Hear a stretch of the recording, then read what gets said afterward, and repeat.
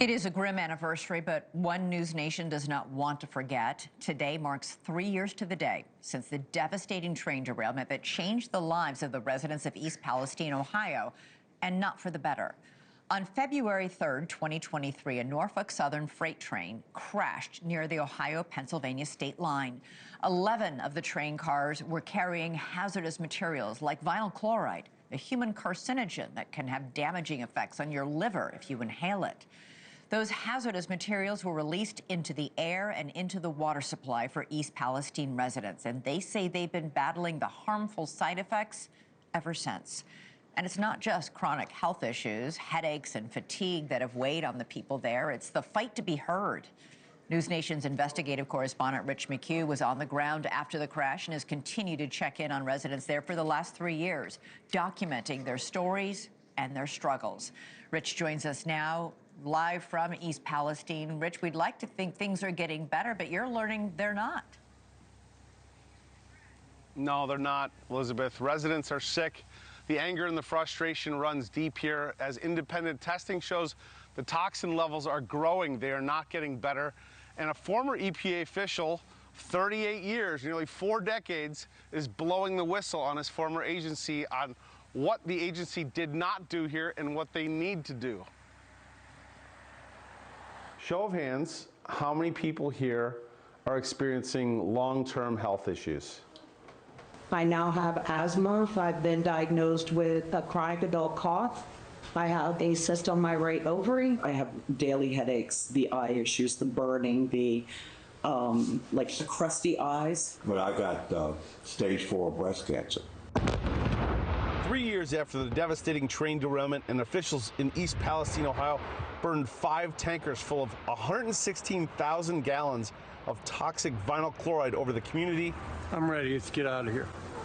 The situation here is getting worse, not better. Scott Smith, an independent testing expert, has new data about what's been left behind. What my testing has found is repeatedly over time, the dioxin contamination has gotten worse. Break it down for ordinary Americans, why the toxins would be getting worse. There were 3 events.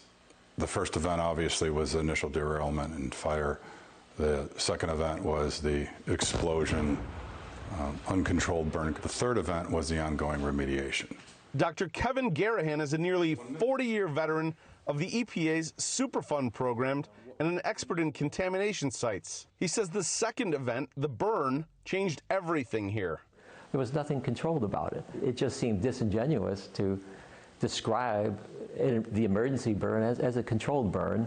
Garahan was alarmed the EPA didn't set up an extensive monitoring program to see what chemicals were released, and that they didn't monitor for dioxins, the most carcinogenic compounds created when toxins mix. The failure to look aggressively for the presence of dioxins, and that just seemed to me as like, a really serious problem.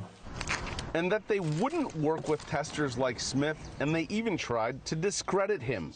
Dr. Garahan contacted the EPA himself, filing a complaint with his former colleagues, including the Inspector General. And maybe there were very good reasons for EPA doing what they did, but an investigation would reveal that.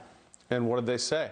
I got no response from them. No response? No response, yeah. As more time passes, people here in East Palestine are getting more angry and worried. Because a lot of us are tired of being lab rats. It's no different than putting us inside a house fire, watching through the door and seeing what a house fire does to the human body. People are getting sicker and people are dying.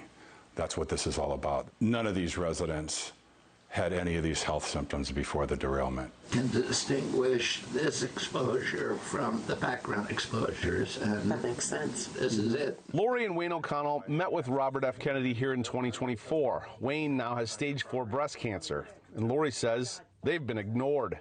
I do have something to say to Mr. Kennedy. Make America healthy again. How about you start here? Dr. Garahan says for this town to move forward, the EPA needs to come to terms with its mistakes. So I'd like to see an apology from EPA and a commitment to work together with the community.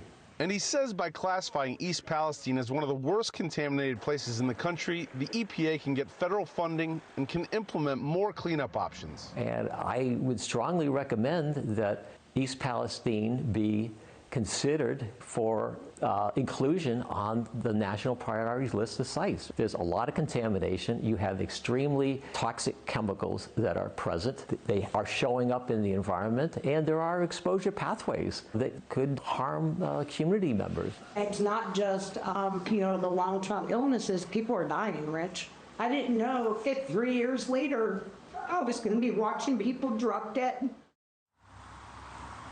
We asked the EPA to respond to Dr. Garahan's points. In response, they gave us this statement. I'll read it.